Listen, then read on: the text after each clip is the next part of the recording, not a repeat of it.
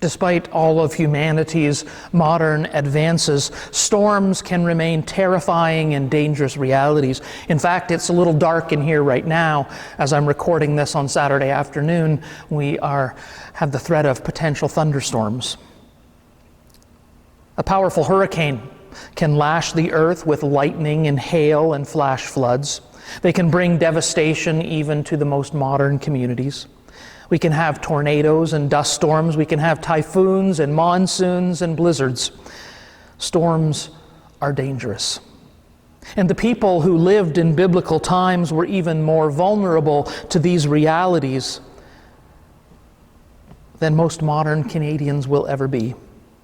Given their power, it is no wonder that storms were often associated with divine activity in the ancient world. Storms represented the power of both life and death.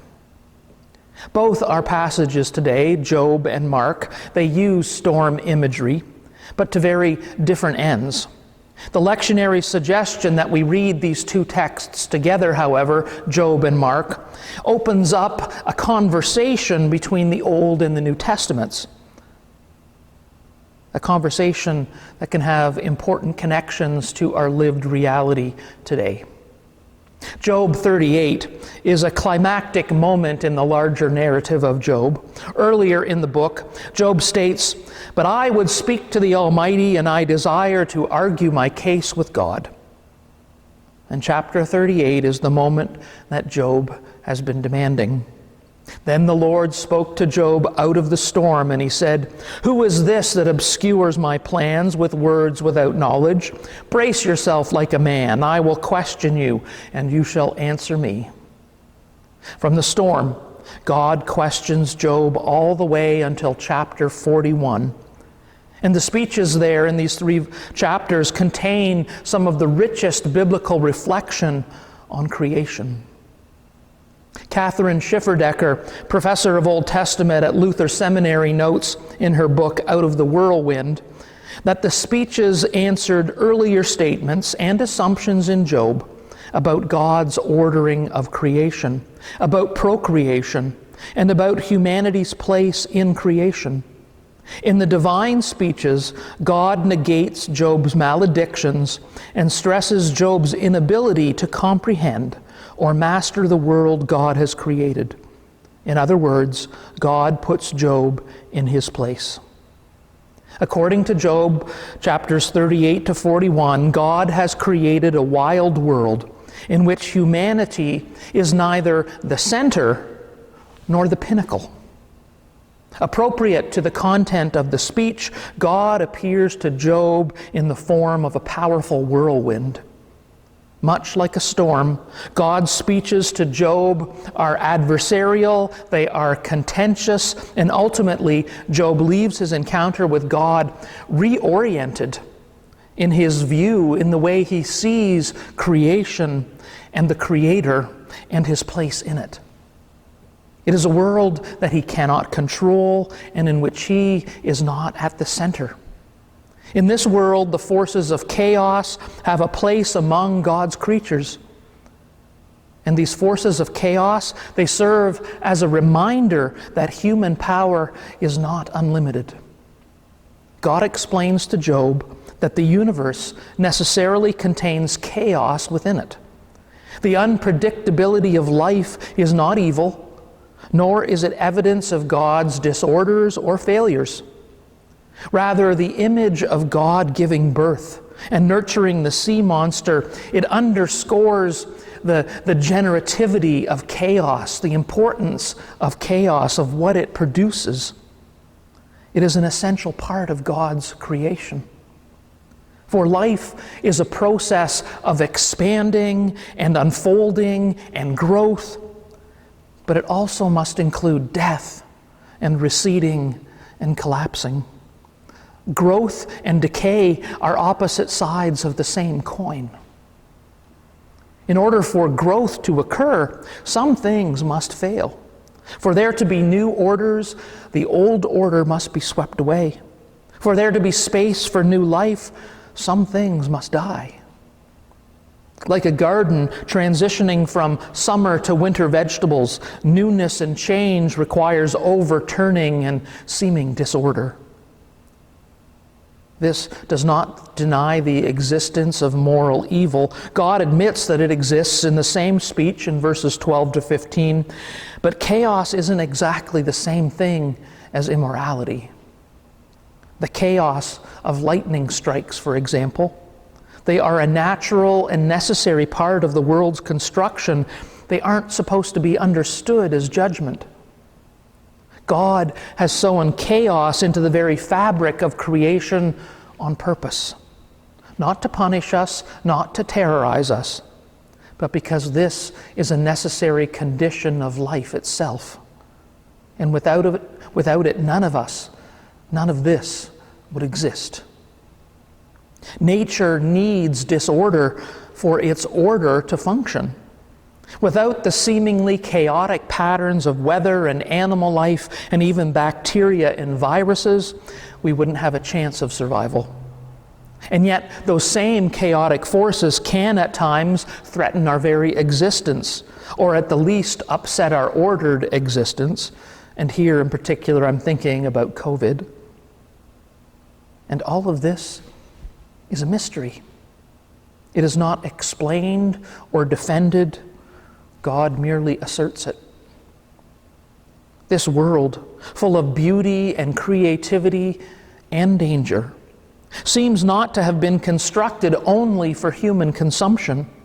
The story is bigger than us, and none of us, not a single one of us, are the main characters. God does not so much answer Job's questions as reframe them, to offer to Job a new way to see the world, a way in which his grief and his experiences are not the end or the entirety of his story. Job's reoriented view of the world is expressed in his decision to start a family again, despite its many dangers and risks. Ellen Davis is a professor of the Bible and practical theology at Duke University. I love that word, practical theology, implying that some theology is totally impractical. Anyway, she's a professor at Duke University, and she writes about this in her book, Getting Involved with God, and she says this: in fact, the clearest expression of the renewal of Job's mind is not anything that he says. It is his willingness to have more children. I have heard it said in modern Israel that the most courageous act of the faith the Jews have ever performed was to have babies after the Holocaust, to trust God with more defenseless children. The note at the end of the book that Job had 7 sons and 3 daughters is often considered to be a cheap parting shot, as though God could make it all up by giving Job another set of children to replace the ones he'd lost. But that is to judge the last scene of the book from the wrong side. This book is not about justifying God's actions. It is about Job's transformation. It is useless to ask how much or how little it costs God to give more children. The real question is how much it costs Job to become a father again. How can he open himself up again to the terrible vulnerability of loving those whom he cannot protect against suffering and untimely death? Out of this encounter, Job is granted the resolve and the courage to begin again. This time, however, he knows that he inhabits a world full of monsters that he can neither control nor domesticate. Job sees the world differently, and this allows him to live again. In the Gospel of Mark, in chapter 4, in our passage today, the disciples, they are facing a different kind of storm.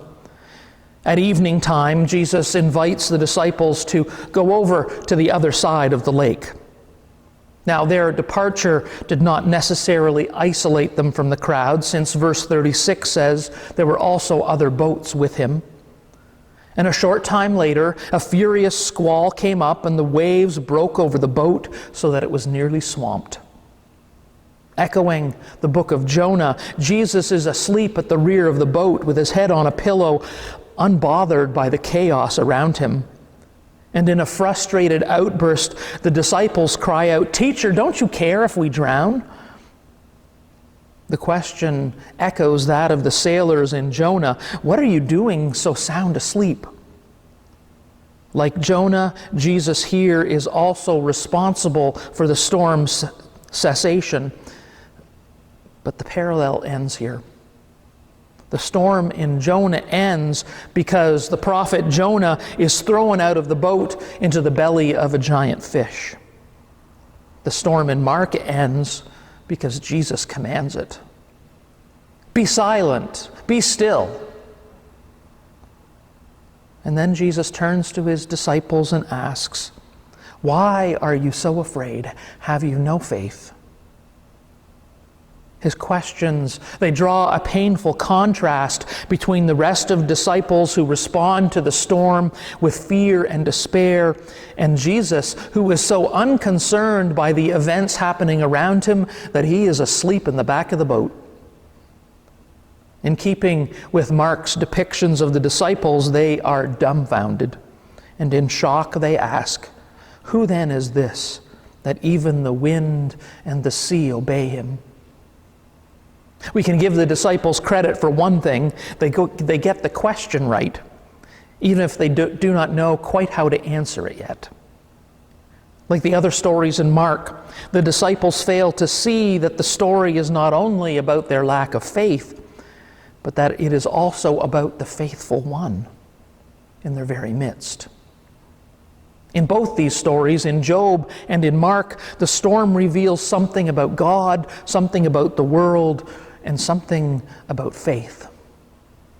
In the story of Job, his rethinking of God, of world, and of faith will lead him to risk having children again and to embrace a world that includes the possibilities of chaos and harm. In the story, in this passage from Mark, the disciples, they take another small step in their journey to recognizing Jesus as the Messiah. And both of these powerful stories show how adversity, how suffering, how chaos often functions as that kind of thin space where we not only encounter our own vulnerability and fear and doubts, but where we also can come face to face with the living God. For the world we inhabit is full of things both beautiful and terrible.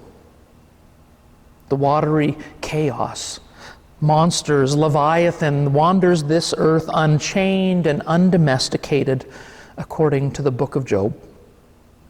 But thankfully, we do not sail these waters alone. The one who stills the water with a word has also joined us in the boat. Amen. Our praise song this morning is called "Oceans Where Feet May Fail." It is from Hillsong, and it was put together by Rod Cullum for his Sunday morning joy service a few weeks ago. And it features Rod on piano and Marianne McVicker as the vocalist, and Rod has given us permission to use this song in our worship service.